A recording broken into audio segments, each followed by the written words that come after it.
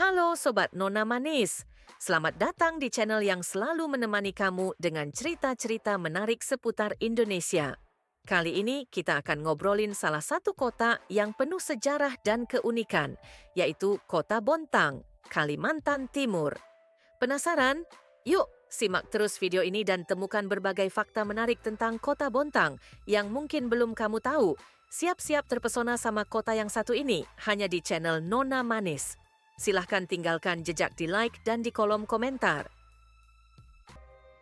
Dahulu, jauh sebelum Bontang dikenal sebagai kota industri yang ramai, wilayah ini hanyalah hutan belantara yang sunyi.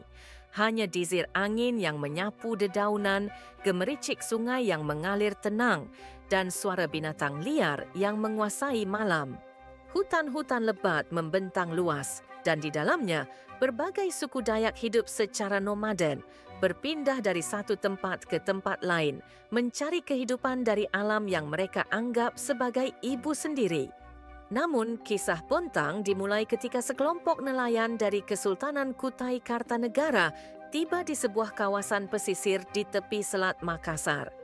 Mereka mengayuh perahu dengan penuh harapan, mencari tempat yang bisa menjadi rumah baru. Pesisir itu begitu indah, dengan air laut biru yang jernih dan hutan mangrove yang rimbun. Mereka menamai tempat itu Bontang, yang dalam bahasa setempat diyakini berarti tanah yang menjorok ke laut. Dahulu kala, sebelum Bontang dikenal sebagai kota industri yang maju seperti sekarang, wilayah ini hanyalah sebuah desa nelayan kecil yang sunyi di pesisir timur Kalimantan. Hanya ada hamparan hutan belantara, sungai-sungai yang jernih, dan laut yang kaya akan ikan. Penduduknya hidup sederhana, bergantung pada hasil laut dan hasil hutan untuk bertahan hidup. Penduduk asli Bontang terdiri dari suku Kutai dan suku Dayak yang tinggal di pedalaman. Mereka hidup dengan cara berburu, meramu hasil hutan, dan menangkap ikan di sungai maupun laut. Sebagian besar dari mereka masih menganut kepercayaan animisme, menyembah roh-roh alam, dan menjaga keseimbangan dengan lingkungan sekitar. Di sepanjang pesisir, para nelayan dari berbagai daerah mulai berdatangan. Mereka berasal dari Bugis, Makassar, Banjar, dan suku lainnya yang datang untuk mencari penghidupan. Mereka membangun rumah-rumah panggung dari kayu ulin di tepi pantai dan menjadikan laut sebagai sumber utama penghidupan mereka. Perahu-perahu kecil berlayar setiap pagi, menangkap ikan, udang, dan hasil laut lainnya untuk dijual atau dikonsumsi sendiri. Sementara itu, di pedalaman, suku Dayak dan Kutai menanam padi ladang, berburu babi hutan, dan mengumpulkan rotan serta kayu dari hutan.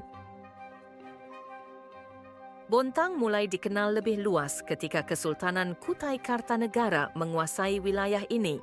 Sultan Kutai melihat potensi lautnya yang kaya dan menjadikan Bontang sebagai bagian dari jalur perdagangan mereka.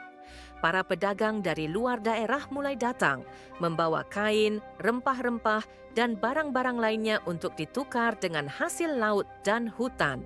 Namun, karena letaknya yang masih terpencil dan akses yang sulit, Bontang tetap menjadi desa kecil yang tidak begitu berkembang dibandingkan kota-kota lain di sekitar Sungai Mahakam seperti Tenggarong dan Samarinda. Pada masa penjajahan Belanda, Bontang tetap menjadi daerah yang kurang tersentuh oleh kolonialisme. Belanda lebih fokus menguasai wilayah-wilayah yang kaya akan hasil bumi seperti Samarinda dan Balikpapan. Meski begitu, mereka tetap memanfaatkan sumber daya alam Bontang, terutama hasil laut dan kayu dari hutan-hutannya. Pada awal abad ke-20, kapal-kapal dagang Belanda dan asing mulai singgah di perairan Bontang, membawa teknologi dan budaya baru. Namun, kehidupan masyarakat setempat tetap berjalan seperti biasa, masih mengandalkan cara-cara tradisional dalam bertahan hidup. Perubahan besar terjadi pada tahun 1970-an ketika pemerintah Indonesia mulai mengembangkan industri di Kalimantan Timur. Bontang, yang awalnya hanyalah desa nelayan yang tenang, tiba-tiba berubah menjadi pusat industri dengan hadirnya PT Badak NJL, perusahaan gas alam cair, dan PT Pupuk Kaltim, pabrik pupuk terbesar di Indonesia. Ribuan pekerja dari berbagai daerah datang, membawa modernisasi yang mengubah wajah Bontang secara drastis. Rumah-rumah kayu sederhana mulai berganti dengan bangunan permanen, jalan-jalan mulai diaspal, dan fasilitas publik seperti sekolah, rumah sakit, serta pasar mulai dibangun. Sungai-sungai yang dulu sunyi kini dipenuhi kapal-kapal besar yang mengangkut hasil industri. Bontang yang dahulu hanyalah desa kecil yang dikelilingi hutan dan laut, kini telah tumbuh menjadi kota industri yang maju. Namun, jejak sejarahnya tetap hidup dalam ingatan masyarakatnya. Nelayan-nelayan tua masih bercerita tentang masa-masa ketika Bontang adalah surga kecil yang damai sebelum modernisasi datang. Meskipun perkembangan telah mengubah wajah kota ini, jiwa Bontang yang berasal dari keberagaman budaya dan semangat kerja keras penduduknya tetap abadi. Kini, tantangan terbesar bagi Bontang adalah menjaga keseimbangan antara kemajuan dan kelestarian alamnya agar sejarah panjangnya tetap bisa diwariskan kepada generasi mendatang. Sebelum Bontang menjadi kota industri yang gemerlap, ia hanyalah sebuah desa kecil di pesisir timur Kalimantan. Lautnya luas, hutan-hutannya lebat, dan sungai-sungainya mengalir tenang membawa kehidupan. Penduduk aslinya, suku Kutai dan Bajo, hidup dengan cara sederhana. Para nelayan berlayar di pagi buta, mengarungi gelombang dengan perahu kayu kecil. Mereka mencari ikan dan hasil laut yang melimpah, sementara para perempuan menjemur ikan di bawah terik matahari. Di hutan, sebagian masyarakat berburu atau mengumpulkan hasil alam, rotan, damar, dan kayu ulin yang kokoh. Namun, dalam kesunyian itu, perubahan mulai datang seperti badai yang tak bisa dihentikan. Ada desas-desus tentang tanah ini, tentang kekayaan yang tersembunyi di bawah permukaannya. Orang-orang dari luar mulai berdatangan, membawa bahasa, pakaian, dan cara hidup yang berbeda. Dan seperti gelombang pasang yang tak terbendung, peradaban mulai mengetuk pintu Bontang. Pada abad ke-19, Belanda mulai memperluas kekuasaannya di Kalimantan. Mereka mencari sumber daya alam untuk dieksploitasi dan mata mereka tertuju pada kekayaan alam yang tersembunyi di tanah ini. Belanda mendirikan pos dagang di berbagai titik strategis, mengendalikan perdagangan hasil hutan dan laut. Penduduk Bontang yang dulu bebas, kini harus tunduk pada aturan kolonial. Pajak diberlakukan dan orang-orang dipaksa bekerja di bawah sistem yang tidak adil. Namun, di balik ketaatan yang tampak, ada bara perlawanan yang menyala di hati para penduduk. Di balik rimbunnya hutan bakau dan di tengah laut yang luas, kelompok-kelompok kecil mulai merencanakan perlawanan. Mereka menolak tunduk, menolak menyerahkan hasil bumi mereka kepada penjajah. Pada suatu malam yang gelap, di tepian laut yang tenang, sekelompok nelayan berkumpul. Dengan suara berbisik, mereka merencanakan serangan terhadap pos Belanda. Mereka tahu bahwa mereka tak memiliki senjata modern, tetapi mereka memiliki keberanian dan tekad. Lalu, di suatu malam yang penuh keberanian, mereka menyerbu pos dagang Belanda. Api membakar gudang persediaan dan suara perlawanan menggema di udara. Namun, Belanda segera membalas dengan kekuatan besar. Dengan kapal-kapal bersenjata dan pasukan yang terlatih, mereka menumpas pemberontakan kecil itu. Penduduk yang tertangkap dihukum, beberapa dibawa pergi dan tak pernah kembali. Namun, meskipun mereka kalah dalam pertempuran, semangat mereka tidak pernah padam. Waktu berlalu, Belanda pergi, Jepang datang, lalu Indonesia merdeka. Namun Bontang masih tetap sunyi, tetap menjadi desa nelayan yang jauh dari peradaban. Hingga akhirnya di tahun 1970-an, dunia mulai melirik Bontang dengan cara yang berbeda. Kali ini bukan karena hasil laut atau hutannya, tetapi karena sesuatu yang jauh lebih berharga, gas alam. Ketika pemerintah Indonesia menemukan cadangan gas alam yang melimpah di wilayah ini, segalanya berubah dalam sekejap. Tanah yang dulu sunyi kini dipenuhi suara mesin berat. Pohon-pohon tumbang, jalan-jalan dibuka, dan ribuan pekerja dari berbagai daerah mulai berdatangan. Pada tahun 1974, berdirilah PT Badak NGL, perusahaan yang mengolah gas alam cair LNG untuk ekspor. Beberapa tahun kemudian, PT Pupuk Kaltim menyusul, menjadikan Bontang sebagai pusat industri pupuk terbesar di Indonesia. Desa kecil ini seketika berubah. Rumah-rumah kayu digantikan oleh bangunan modern. Jalan tanah berubah menjadi aspal. Lampu-lampu mulai menerangi malam yang dulu gelap gulita. Bontang bukan lagi desa nelayan, ia telah menjadi pusat energi yang memasok gas ke seluruh dunia. Namun, perubahan besar ini tidak datang tanpa dampak. Para penduduk asli yang dulu menggantungkan hidup pada laut mulai kehilangan ruang mereka. Perairan yang dulu bebas dilayari kini dipenuhi kapal-kapal industri. Hutan-hutan yang dulu menjadi sumber kehidupan kini berubah menjadi kompleks pabrik dan pemukiman karyawan. Penduduk asli menghadapi dilema besar, beradaptasi dengan dunia baru atau tertinggal di masa lalu. Banyak dari mereka yang beralih profesi, bekerja di industri yang kini mendominasi Bontang. Namun, tidak semua bisa menyesuaikan diri. Beberapa nelayan tetap mempertahankan cara hidup mereka, meskipun semakin sulit mencari ikan di perairan yang terus berubah. Di sisi lain, masuknya ribuan pekerja dari luar membawa tantangan sosial baru.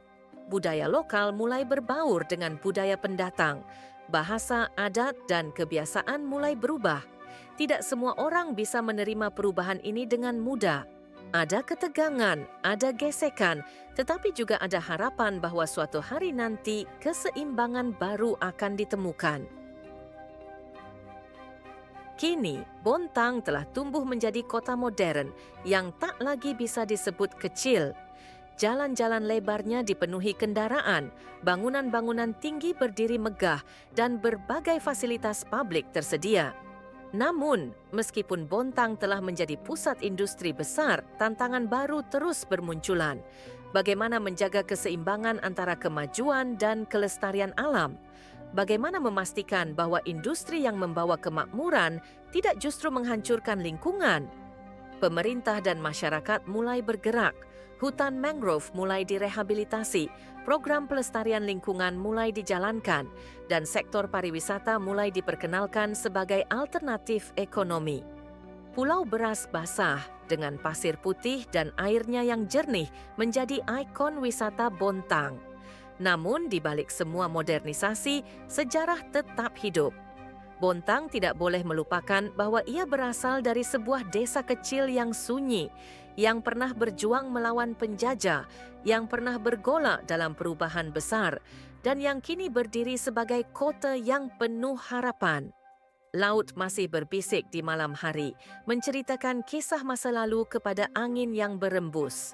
Hutan yang tersisa masih menyimpan jejak perjuangan. Dan di dalam hati para penduduknya, Bontang tetaplah tanah yang harus dijaga. Bukan hanya sebagai kota industri, tetapi juga sebagai rumah bagi mereka yang pernah berjuang di dalamnya. Bontang, kota yang terletak di pesisir timur Kalimantan, adalah sebuah tempat yang dipenuhi dengan keanekaragaman budaya dan suku. Seiring berjalannya waktu, banyak suku yang datang, bermigrasi, dan menetap di tanah yang kaya akan sumber daya alam ini. Di bawah langit Bontang yang biru dan angin yang berhembus lembut, kisah-kisah suku yang ada di sini mengalir, seperti sungai yang tak pernah berhenti, mengukir sejarahnya masing-masing. 1. Suku Kutai, raja-raja yang terlupakan. Di balik gedung-gedung pencakar langit Bontang, masih berdiri kokoh jejak-jejak masa lalu yang pernah gemilang. Suku Kutai adalah salah satu yang paling pertama menginjakkan kaki di tanah ini. Mereka adalah para pemilik tanah yang menunggu dengan sabar, seperti raja-raja yang memerintah dengan bijaksana, namun kini hanya tinggal kenangan. Dulu mereka berkuasa dalam kerajaan Kutai Kartanegara, sebuah kerajaan yang pernah menjadi pusat perdagangan dan kebudayaan di Kalimantan. Suku Kutai dikenal dengan kemampuan mereka dalam mengolah alam, seperti membuat rumah adat yang kuat dan tahan lama, yang mereka sebut balai adat. Rumah-rumah ini dibangun tinggi, mencerminkan kedudukan mereka yang luhur. Di dalam rumah adat, mereka mengadakan upacara erau, sebuah pesta yang merayakan hidup dan berkah dari alam. Namun, meski masa kejayaan mereka telah berlalu, budaya dan tradisi suku Kutai tetap hidup. Dalam setiap tarian, musik dan pakaian adat mereka terkandung cerita panjang tentang kebanggaan, kehormatan, dan sejarah yang tak akan terlupakan. 2. Suku Dayak, pemburu yang tak terkalahkan. Menelusuri hutan Kalimantan, kita menemukan jejak-jejak kehidupan suku Dayak, para pemburu dan petani yang telah lama mengukir kehidupan mereka di bumi ini. Mereka dengan tubuh yang tegap dan mata yang tajam memiliki hubungan yang sangat erat dengan alam. Bagi mereka, hutan adalah rumah, tanah adalah tempat berpijak, dan sungai adalah jalur kehidupan. Suku Dayak dengan berbagai subsuku seperti Kenyah, Modang dan Bahaus adalah penjaga hutan yang tak terkalahkan. Mereka mengenakan pakaian tradisional yang berwarna-warni, dilengkapi dengan hiasan kepala yang dibuat dari bulu burung, tanduk atau manik-manik yang dihiasi dengan seni ukiran rumit. Upacara adat mereka seperti pesta panen dan ritual tiwah adalah simbol dari penghormatan mereka terhadap roh nenek moyang dan alam semesta. Ada cerita yang menggema dari mulut ke mulut. Konon, pada masa silam, suku Dayak pernah berperang melawan penjajah dengan senjata tradisional mereka, mandau, pisau berbilah lebar yang tajam, dan tombak yang diraut dengan sangat teliti. Namun, bukan hanya kekuatan fisik yang mereka andalkan. Keberanian dan kebijaksanaan dalam mengatur strategi serta memahami alam adalah kunci kemenangan mereka. Kini, meskipun banyak yang telah meninggalkan tradisi tersebut, suku Dayak tetap memegang teguh nilai-nilai luhur mereka. Mereka bukan hanya penjaga hutan, tetapi juga penjaga budaya yang syarat dengan cerita magis dan mistis. 3. Suku Banjar, pedagang dari selatan. Di pasar-pasar Bontang yang ramai, aroma rempah-rempah dan ikan segar bercampur dengan suara tawar-menawar yang tak pernah berhenti. Di antara keramaian itu, ada sekelompok orang yang dengan cekatan mengatur jual beli. Mereka adalah suku Banjar, berasal dari Kalimantan Selatan, yang telah lama merantau dan menetap di Bontang. Suku Banjar adalah pedagang ulung yang membawa serta budaya dan agama Islam dalam setiap langkah mereka. Bahasa Banjar yang lembut terdengar akrab di telinga, mengalir seperti sungai yang menenangkan. Mereka memiliki adat yang kental, termasuk perayaan Maulid Nabi, yang selalu dipenuhi dengan doa dan pembacaan syair-syair Islami. Namun, bukan hanya agama yang mereka bawa. Suku Banjar juga membawa tradisi kuliner yang menggugah selera, seperti soto Banjar, ketupat kandangan, dan ikan bakar yang selalu dihidangkan dengan penuh kehangatan. Kehidupan mereka berputar di sekitar pasar, berbincang santai sambil berbagi cerita, membangun hubungan yang lebih dari sekadar transaksi. 4. Suku Bugis, pelaut yang tak kenal takut. Jika angin laut mulai berhembus keras dan ombak mulai menggulung dengan kuat, maka suku Bugis akan hadir di sana. Mereka adalah pelaut ulung yang berasal dari Sulawesi Selatan, membawa tradisi pelayaran mereka ke Bontang dengan penuh keberanian dan ketekunan. Suku Bugis dikenal dengan ketangguhan mereka.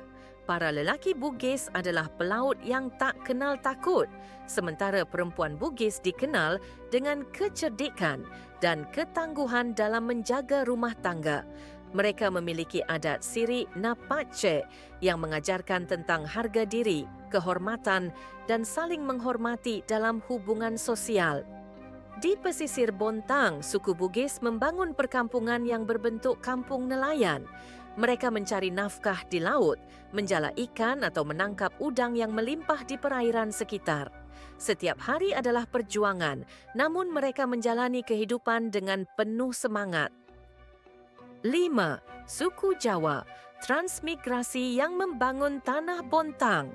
Kota Bontang tak hanya dihuni oleh suku-suku yang berasal dari Kalimantan. Seiring dengan program transmigrasi yang digulirkan oleh pemerintah, banyak orang-orang Jawa yang datang dan menetap di sini. Mereka datang dengan tangan kosong, namun dengan tekad yang kuat untuk membangun kehidupan baru. Suku Jawa di Bontang bekerja keras, membangun rumah, bertani, atau membuka usaha.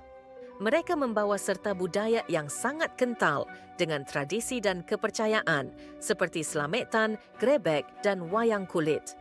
Kehidupan mereka penuh dengan aktivitas, namun mereka tetap menjaga kehangatan dalam keluarga dan masyarakat.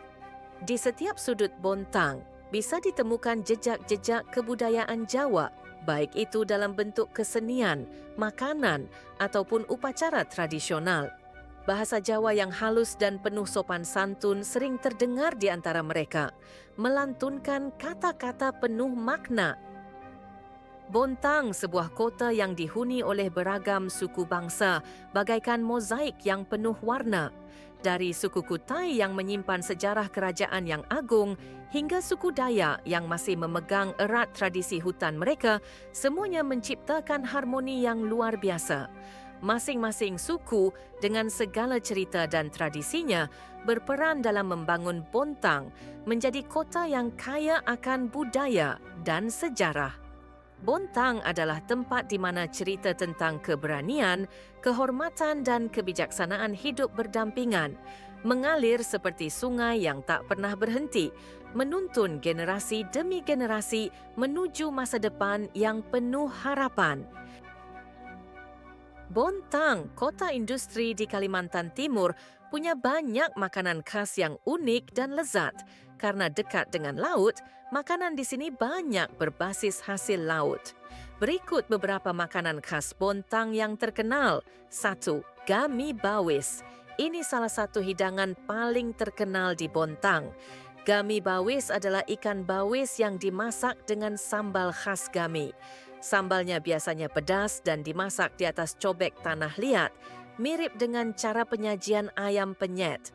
Ikan bawis sendiri adalah ikan khas Bontang yang memiliki daging lembut dan gurih. 2. Gami udang dan gami cumi. Selain ikan bawis, ada juga gami udang dan gami cumi yang dimasak dengan cara yang sama, menggunakan sambal gami yang khas. Ini jadi favorit bagi pecinta seafood, terutama yang suka rasa pedas. 3. Keripik ikan bawis. Ikan bawis tidak hanya enak dimakan sebagai lauk, tapi juga bisa dijadikan camilan renyah. Keripik ikan bawis ini sering dijadikan oleh-oleh khas Bontang. 4. Kerang saus Bontang. Bontang punya banyak hasil laut segar, termasuk kerang. Kerang saus Bontang biasanya dimasak dengan saus pedas manis yang menggugah selera. 5. Amplang Bontang. Meskipun amplang lebih dikenal sebagai oleh-oleh dari Samarinda atau Balikpapan, Bontang juga punya amplang khas yang terbuat dari ikan tenggiri atau ikan pipi. Teksturnya renyah dan rasanya gurih. 6. Nasi kuning Bontang.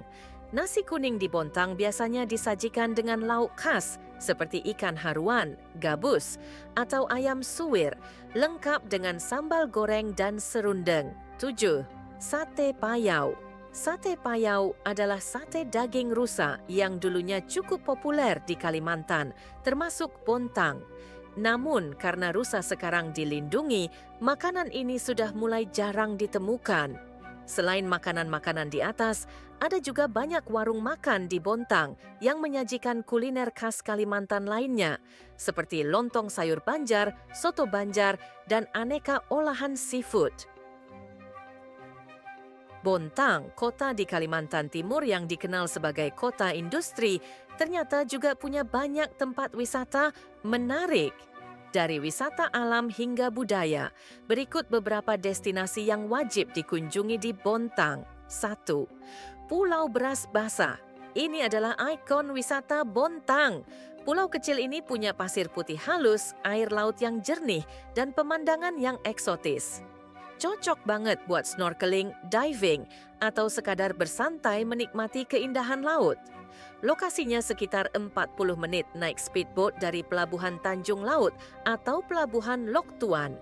2. Hutan Mangrove Saleba. Buat yang suka wisata alam, hutan mangrove Saleba di daerah Bontang Selatan adalah tempat yang wajib dikunjungi. Di sini ada jembatan kayu panjang yang bisa digunakan untuk berjalan santai sambil menikmati keindahan hutan mangrove. Tempat ini juga sering dijadikan spot foto karena suasananya yang asri. 3. Taman Nasional Kutai, TNK. Bontang juga punya taman nasional yang menjadi rumah bagi satwa liar, termasuk orangutan Kalimantan. Taman Nasional Kutai adalah salah satu tempat terbaik buat melihat orangutan di habitat aslinya. Selain itu, ada berbagai flora dan fauna khas Kalimantan yang bisa ditemui di sini. 4. Pantai Marina. Pantai Marina terletak di kawasan industri PT Badak LNJ, tapi tetap terbuka untuk umum. Tempat ini cocok buat menikmati sunset, bermain di tepi pantai, atau sekadar bersantai. 5. Lembah Permai Adventure Park. Kalau mau wisata keluarga atau tempat bermain yang seru, Lembah Permai Adventure Park bisa jadi pilihan.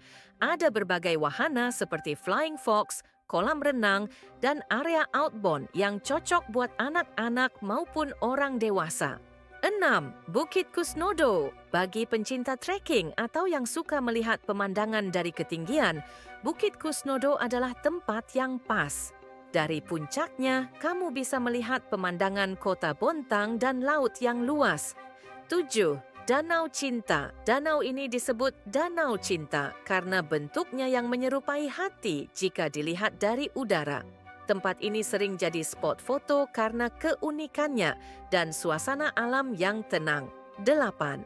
Wisata edukasi di PT Badak LNG. Buat yang tertarik dengan industri gas alam, PT Badak LNG membuka tur edukasi untuk mengenal lebih jauh proses produksi LNG, gas alam cair. Tempat ini juga punya kawasan hijau yang asri dan menarik untuk dikunjungi. Bontang mungkin lebih dikenal sebagai kota industri, tapi ternyata ada banyak tempat wisata menarik di sini.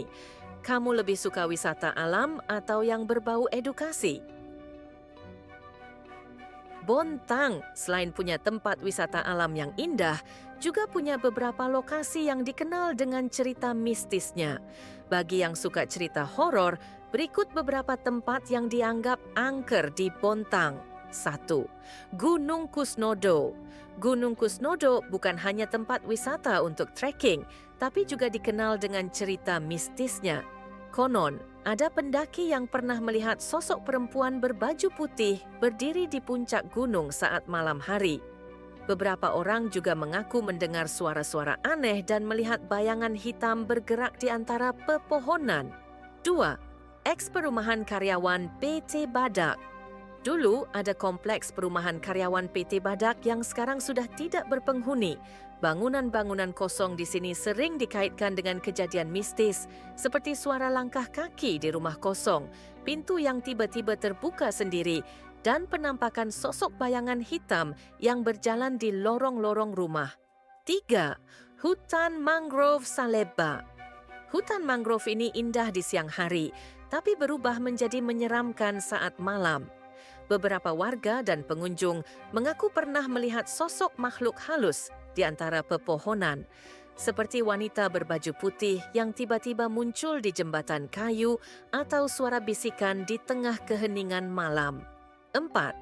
Jalan menuju Pulau Beras Basah. Pulau Beras Basah memang indah. Tapi perjalanan menuju pulau ini sering dikaitkan dengan hal mistis. Nelayan dan wisatawan yang melintasi jalur laut ke pulau ini kadang mendengar suara-suara aneh dari tengah laut, seperti suara perempuan menangis atau bayangan hitam di permukaan air. Beberapa orang juga pernah mengalami perahu yang tiba-tiba bergoyang tanpa sebab.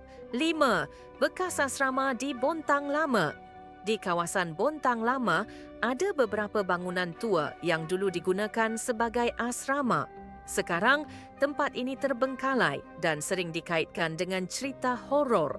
Warga sekitar mengaku sering melihat sosok tinggi besar tanpa wajah berdiri di salah satu bangunan. 6. Kuburan tua di sekitar Bontang. Di beberapa area di Bontang, ada kuburan tua yang sudah ada sejak zaman Belanda. Salah satunya di dekat Taman Nasional Kutai. Warga sekitar percaya bahwa ada sosok gaib yang menjaga tempat ini dan beberapa orang mengaku pernah melihat penampakan atau mendengar suara tangisan tanpa sumber yang jelas. Bontang memang punya sisi seramnya sendiri, terutama di tempat-tempat yang sudah lama terbengkalai atau jauh dari pemukiman. Kamu pernah dengar cerita mistis lain di Bontang atau malah punya pengalaman sendiri? Bontang adalah kota yang unik di Kalimantan Timur karena memiliki perpaduan antara industri, alam, dan budaya yang khas. Berikut beberapa keunikan yang membuat Bontang berbeda dari kota lain di Indonesia. 1. Kota industri yang hijau. Meskipun dikenal sebagai kota industri dengan keberadaan perusahaan besar seperti PT Badak LNJ dan PT Pupuk Kaltim, Bontang tetap mempertahankan lingkungan hijau. Kota ini punya banyak ruang terbuka, taman kota, dan hutan mangrove yang terjaga. 2. Punya ikan bawis, ikan khas yang langka. Bontang terkenal dengan ikan bawis, sejenis ikan laut kecil yang tidak ditemukan di banyak tempat lain. Ikan ini sering diolah menjadi gami bawis atau dijadikan keripik ikan bawis yang menjadi kuliner khas Bontang. 3. Pulau Bras Basah, surga tersembunyi di laut. Bontang punya Pulau Bras Basah, sebuah pulau kecil dengan pasir putih yang eksotis. Keindahan pulau ini menjadikannya salah satu ikon wisata Bontang yang sering dikunjungi wisatawan lokal maupun luar daerah. 4. Kaya akan hutan mangrove. Bontang punya hutan mangrove Salebba, salah satu ekosistem mangrove yang luas dan terjaga dengan baik. Hutan ini tidak hanya berfungsi sebagai wisata edukasi, tetapi juga sebagai pelindung alami dari abrasi laut. 5. Taman Nasional Kutai, habitat orangutan liar. Di sekitar Bontang terdapat Taman Nasional Kutai yang menjadi rumah bagi orangutan liar dan satwa endemik Kalimantan lainnya. Ini adalah salah satu tempat terbaik untuk melihat orangutan di habitat aslinya. 6. Kota tanpa angkot. Salah satu keunikan Bontang adalah tidak adanya angkutan kota, angkot, seperti di banyak kota lain.